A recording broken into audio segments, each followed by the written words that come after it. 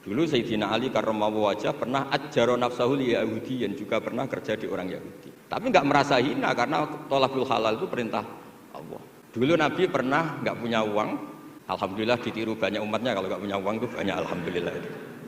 Semoga jangan karena ingin punya uang ingin jadi dosen, berarti nyari jadi guru karena ingin punya uang. Semoga enggak jadi guru karena ingin ngajar. Nggih monggo niki tobat niki. Walhasil terus akhirnya Nabi itu mau beli gandum lah atau makanan. Cara Indonesia mungkin beras. Cara Jawa itu ngutang. Terus kata orang Yahudi, jaminannya apa Muhammad? Nabi sempat bilang ngendikan, saya ini dipercaya langit, masa kamu tidak percaya saya? Kata orang Yahudi itu menurut orang Islam, saya ini Yahudi kan. Walhasil Nabi terus rohanahu dir'an. Nabi menggadekan rompi perang sebagai jaminan kalau kapan-kapan tidak kuat bayar. Ya muamalah sama orang Yahudi. Jadi intinya tafsir yang datang ke kita itu banyak cerita. Bahkan cerita fitnah min adzabil qabri itu ceritanya Sayyidah Aisyah itu didatangi dua perempuan Yahudi.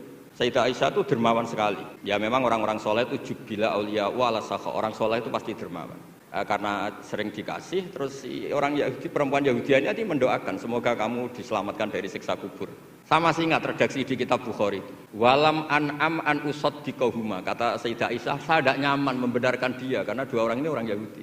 Setelah Nabi datang terus diceritani sama Sayyidah Aisyah, itu benar bahwa nanti memang ada adzabil qabri. Semenjak itu ada isti'adzah min adzabil qabri. Allahumma inni a'udzubika seterusnya sampai min adzabil qabri wa min fitnatil mahya. Dan masih banyak lagi cerita-cerita sosial Nabi yang Nabi tertawa-tawa ketika orang Yahudi bilang nanti pas kiamat itu kan hancur semua Muhammad. Lalu orang-orang sudah mati diletakkan di mana?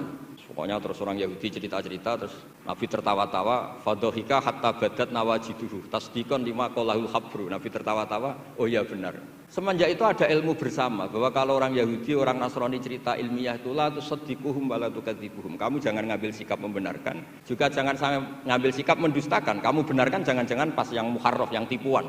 Kamu dustakan jangan-jangan yang masih orisinil. Makanya secara ilmiah Nabi ngendikan la tusaddiquhum wa la tukadzibuhum.